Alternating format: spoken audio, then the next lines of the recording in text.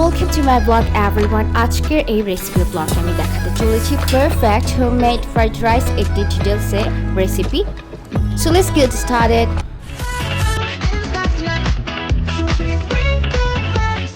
শুরু করছি চমৎকার ভোরবেলার একটি সুন্দর মুহূর্ত দিয়ে, যেখানে আমি দাঁড়িয়ে দাঁড়িয়ে আমার আম্মুর করা এই গার্জেনটি দেখছিলাম, যা আমার ভাই বোনদের ব্যালকনিতে। এবং আজকের রেসিপিটাও আমার আম্মুর হাতের, আমার আম্মুই করবে। প্রথমে এখানে চালগুলোকে সুন্দর করে সিদ্ধ করে নেওয়া হচ্ছে। তেল গরম হওয়ার সাথে সাথে একটি ডিমকে ফাটিয়ে দিয়ে দেওয়া হয়েছে এবং সুন্দর করে ঝুরি ভাজা করে নেওয়া হচ্ছে। এর সাথে চিকেন কিউব অ্যাড করা হয়েছে।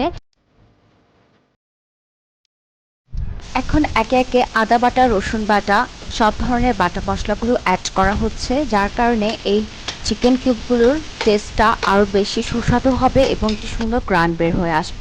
এরপর একে একে ফ্রাইড রাইসের সকল ভেজিটেবলগুলোকে অ্যাড করা হচ্ছে এবং গরম মশলার সাথে দেওয়া হচ্ছে, যেন টেস্টটা আরও বেশি ইনহ্যান্স হয় এবং দেখতে খুব কালারফুল এবং সুন্দর লাগে। এরপর অ্যাড করা হচ্ছে সয়া সস, তার সাথে টেস্টিং সল্ট। এটা অপশনালটা, যার যার পছন্দ, অনেকে এটাকে স্কিপ করতে পারো, নো প্রবলেম।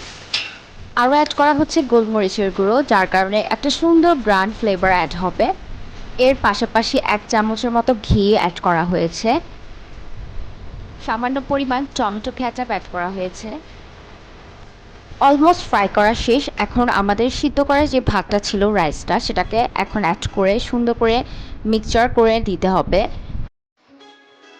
এবং নামিয়ে ফেলার পূর্ব মুহূর্তে সামান্য পরিমাণে ঘি অ্যাড করা হচ্ছে, যেন খেতে আরও বেশি মুখরোচক লাগে।